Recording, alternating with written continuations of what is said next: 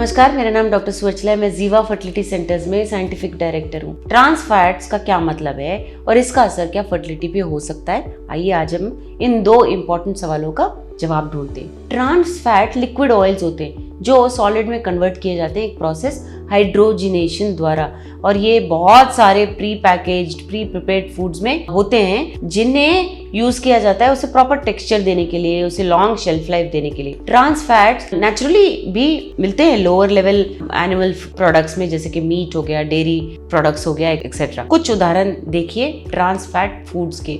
Biscuits, butter, French fries जो आप कभी कभी खाते होंगे, या चिप्स हो गए, प्री पैकेज चिप्स हो गए, cake mixes, ice creams, frozen microwave ready to eat meals होते हैं। इनका असर फर्टिलिटी पे होता है। कैसे होता है देखते हैं। ये ट्रांस फैट्स खाने से आपको ओबेसिटी हो सकता है जिसका असर फर्टिलिटी पे होता है। ओव्यूलेशन डिस्टर्बेंसेस द्वारा, यानी अंडे ठीक से रिलीज ना हो पाना, या इंसुलिन रेजिस्टेंस ज़्यादा हो जाना, या बॉडी में सूजन ज़्यादा होना। आपके बाहर शायद कुछ सूजन ना हो पर अंदर ही अंदर हर सेल में इन्फ्लेमेशन हो सकता है। ट्रांस फैट्स की वजह से PCOS सिम्टम्स भी ज़्यादा देखे गए हैं। एंडोमेट्रियोसिस पे भी ट्रांस फैट का असर देखा गया है। हार्वर्ड मेडिकल स्कूल ने रिसर्च किया है 18,000 औरतों के ऊपर और देखा कि ट्रांस फैट का असर फर्टिलिटी पे होता है। उन्होंने देखा कि अगर 2% भी ट्रांस फैट लगातार कंज्यूम किया जाए तो इनफर्टिलिटी का जो असर है वो दुगना हो सकता है, यानी कि आपको इनफर्टिलिटी, बच्चे ना होने का प्रॉब्लम अगर 0 हो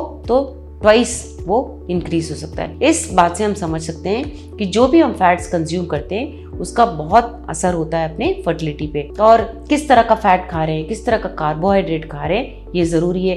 ट्रांस फैट बॉडी में, मैंने कहा, इन्फ्लेमेशन बढ़ाता है, यानी कि बॉडी के सेल्स में सूजन जैसा हो जाना हो सकता है, जिससे ओव्यूलेशन, अंडा रिलीज होना इफेक्ट हो सकता है, प्रेगनेंसी होना, या अर्ली एम्ब्रियोनिक डेवलपमेंट, एम्ब्रियो जब तैयार होता है तो अर्ली एम्ब्रियो के डेवलपमेंट में भी इसका असर देखा गया है। लेकिन अगर आप मोनो अनसैचुरेटेड फैट्स खाएंगे कार्बोहाइड्रेट के बजाय या ट्रांस फैट्स के बजाय, तो आप देखेंगे कि आपका फर्टिलिटी बूस्ट हो सकता है। ये जो इन्फ्लेमेशन है, जो सूजन है, वो कम हो सकता है। इससे आपका फर्टिलिटी के चांसेस भी बढ़ेंगे।